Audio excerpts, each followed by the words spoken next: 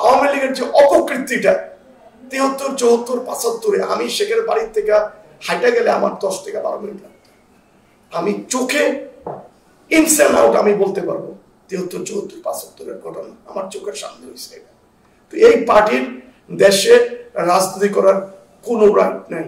যারা 22,000 লোককে অঙ্গহানি করে আর 2,000-কে বুঝছেন আপনার ইয়ে করে কিনা বলে শহীদ করে, তারা আবার রাজনীতি করতে চায় কিসের জন্য? আপনি একজন মুক্তিযোদ্ধা এবং যুদ্ধ পরবর্তী সময় প্রায় 40 বছরের বেশি সময় নিয়ে আপনি আমেরিকান প্রবাসী হয়ে আছেন। মুক্তিযুদ্ধ এবং আপনার জীবন সম্পর্কে আমাদের চেঞ্জ টিভির দর্শকদের জন্য কিছু বলুন। মুক্তিযুদ্ধ যারা অরিজিনাল ছিল ভাই, তারা কোনো ভ্যালু পায়নি বাংলাদেশের ভিতরে। আর মুক্তিযুদ্ধ যারা ছিল তারা 98% মারা গেছে। তারা 98% মারা গেছে, তারা নাই। আর এখন যারা মুক্তিযুদ্ধ, এরা মুক্তিযুদ্ধ না, এরা চুক্তিযোদ্ধা, বুঝছেন?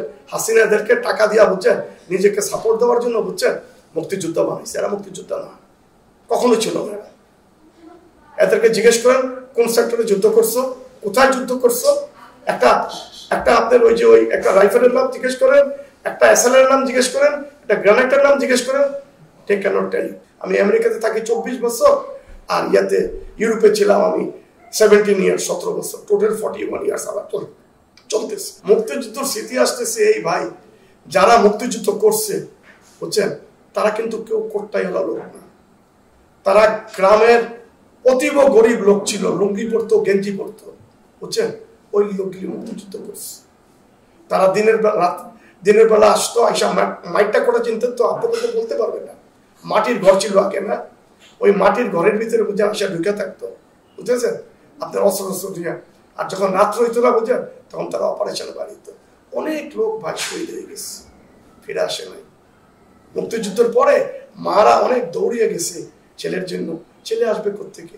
ছেলেকে পাওয়া যায় নাই। বাংলাদেশের প্রথম পতাকা উত্তোলক আসামার সঙ্গে আপনার বন্ধুত্বপূর্ণ সম্পর্ক রয়েছে বলে আমরা জানি। বর্তমানে আপনাদের সম্পর্ক কেমন চলছে? আমার সম্পর্ক তো অনেকদিন গ্যাপ ছিল, কিন্তু আমাকে ওনার খুব ভালো মতো চিনবে।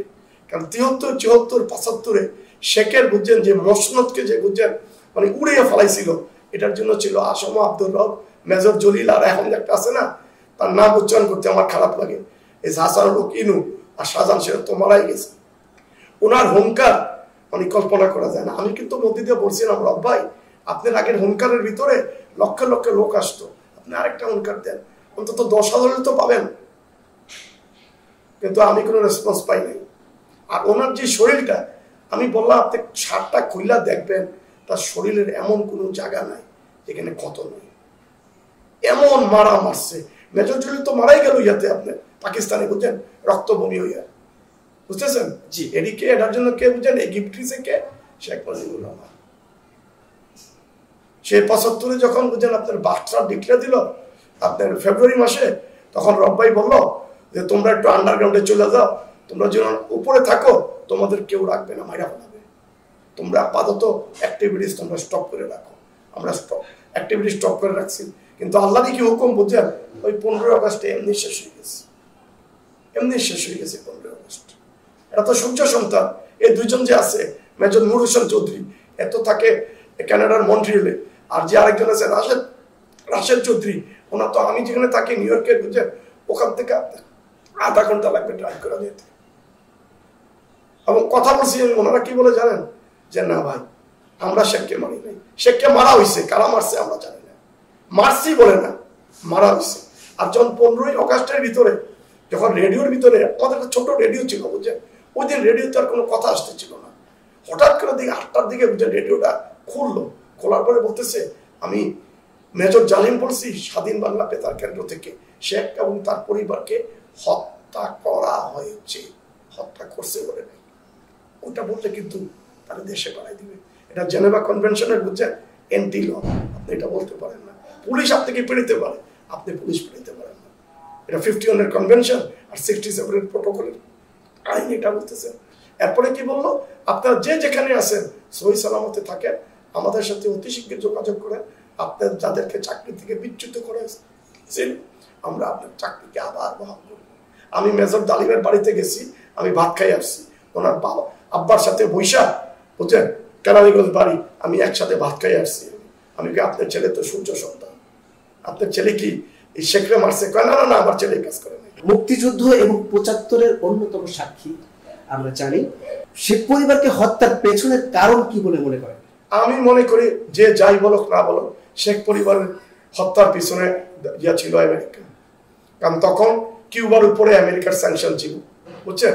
শেখ মুজিবুর রহমান পাটের বস্তা বেচছিল, তখন আমেরিকার অ্যাম্বাসেডার ছিল তখন ডেভিস বুস্টার। ডেভিস বুস্টার শেখরে বলছিল যে আমাদের তো স্যাংশন আছে কিউবার উপরে, তুমি তো পাট বেচতে পারো না। সে কি বলছিল জানেন? যে আমার স্বাধীন দেশ, আমি যা ইচ্ছা তা করবো। কিছুদিন পরে শেখ করে দিচ্ছে। এটা বাজে কথা, আমি মানতে রাজি না, বলে ইন্ডিয়া মারছে। নো, এটার জন্য তৃতীয় পক্ষ দায়ী। আমি একদম হালত করে বলতে পারি এই কথা। এবং আরেকটা কথা আমি আপনাকে বলতেছি, যদি এই লোকগুলিকে মারা না হইতো তাহলে আজকে কি হইতো দেখছেন? একজনের লোড তো নিতে পারেন নাই। 17 বছরে একজন লোকের লোড নিতে পারছেন? সে কি করছে দেশটাকে? আর ওরা বাচ্চা থাকলে কি হইতো? তাদের তন্ত্র ছিল কি জানেন? শেখ এবং তার পরিবার এই দেশকে স্বাধীন করছে, তারাই দেশের মালিক। তাহলে ভাই আমরা মুক্তিযুদ্ধ করছি, আমরা কি করবো? আমাদের কি অবদান? তো এই অনুযায়ী বুঝছেন, সে বাক্সা লাস্টের ডিক্লারেশন দিল, বুঝছেন। সে ওখানে শেখ হাসিনা কি বলছে? এটা আমার বাপের দেশ, আমার বাবার দেশ এটা। তো তার বাপের দেশ হলে যারা দেশ স্বাধীন করছে তারা কি করলো? এই শেখ যদি বাঁচা থাকতো তাহলে ওখানে কোনো লোক বাঁচত না, বুঝছেন। হয় প্রয়োজনে থাকতো হইতো, অথবা কেউ যদি কোনো কথা বলতো তাকে কি করতো জানেন? তাকে মাইরা মারা হইতো। এটা এখন এইবার হয়েছে, দেখছেন তো, যেটা এইবার হয়েছে। তো ভাই আমি তো আওয়ামী লীগের যে অপকৃতিটা 73, 74, 75-এ আমি শেখের বাড়ির থেকে হাইটা গেলে আমার 10 থেকে 12 মিনিট লাগতো। আমি চোখে ইনসেন আউট আমি বলতে পারবো 73, 74, 75-এর ঘটনা আমার চোখের সামনে হয়েছে। তো এই পার্টির দেশে রাজনীতি করার কোনো রাইট নাই। যারা 22,000 লোককে অঙ্গহানি করে আর 2,000-কে বুঝছেন আপনার ইয়ে করে কিনা বলে শহীদ করে, তারা আবার রাজনীতি করতে চায় কিসের জন্য? ওয়াই? কোন ম্যানিফেস্টোর উপরে তারা রাজনীতি করতে চায়? আমি বাংলার মানুষকে জিজ্ঞেস করি, ভাই এখনো সময় আছে, এদেরকে চুল পরিমাণ কোনো স্কোপ দিবেন না, কোনো প্যাসেজ দিবেন না। যদি একটু প্যাসেজ দেন তারা কিন্তু আবার সেই সংযুক্ত হইয়া আপনাদেরকেও রাখবে না। 75-এর পরে আমি মনে করছিলাম যে আওয়ামী লীগ আর ছাত্রলীগের মধ্যে ভালো হয়ে গেছে। এরা কি ভালো হয়েছে? ভালো হয় নাই। কি পরিমাণ লোক মারছে। আমাদের বাংলাদেশের রাষ্ট্র কাঠামো এবং আমেরিকার রাষ্ট্র কাঠামোর মধ্যে পার্থক্য কোথায় বলে মনে করেন? আমি দেখতেছি বাংলাদেশের যে রাষ্ট্র কাঠামোটা আছে না, এখানে পার্সিয়ালিটিতে ভর্তি। আর আমেরিকার যে রাষ্ট্র কাঠামোটা আছে ওটার ভিতরে প্রেসিডেন্টও কিছু করতে পারে না। কোনো প্রস্তাব আসে, ওটা সিনেটে আসে, সিনেট থেকে যদি পাস হয় ওটা কংগ্রেসে আসে, কংগ্রেস থেকে পাস হয়ে সিনেটে যায়, এরপরে প্রেসিডেন্ট পর্যন্ত যায়, বুঝছেন। প্রেসিডেন্ট ওটাকে সাইন করে, কিন্তু বাংলাদেশে ওটা নাই। আমি আবার দেখতেছি, বুঝছেন, বিএনপি আবার ওই লোকগুলির সাথে সম্পর্ক করতেছে। তারা জানে কত বড় দুঃখের ব্যাপার।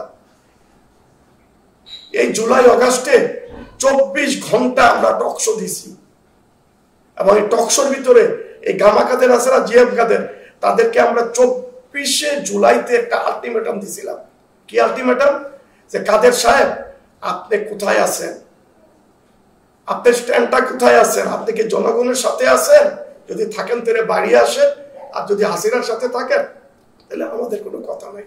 সে সইরা আসে নাই, সে সইরা আসে নাই।